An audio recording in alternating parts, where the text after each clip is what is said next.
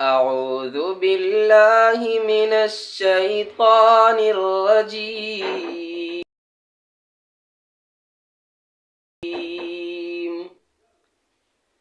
بسم الله الرحمن الرحيم. وجاءوا أباهم عشاء يبكون قالوا يا أبانا إنا ذهبنا نستبق وتركنا يوسف عند متاعنا فأكله الذئب وما أنت بمؤمن لنا ولو كنا صادقين. وجاءوا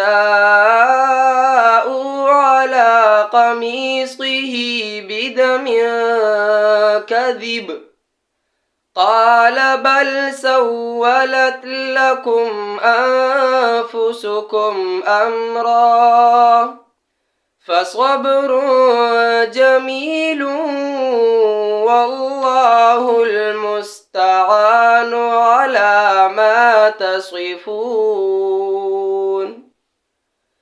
وجاءت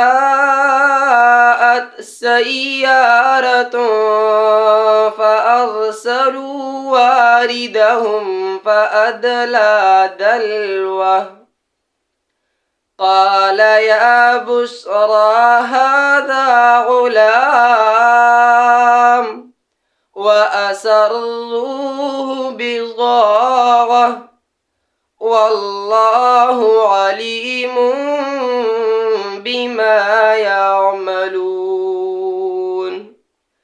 وشروه بثمن بخس دراهم معدودة وكانوا فيه من الزاهدين.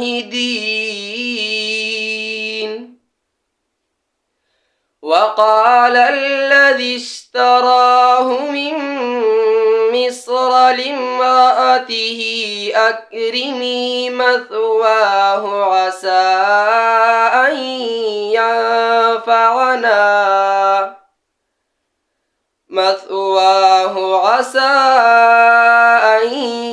ينفعنا أو نتخذه ولدا وكذلك مكنا ليوسف في الأرض ولنعلمه من تأويل الأحاديث والله غالب على أمره ولكن أكثر الناس لا يعلمون.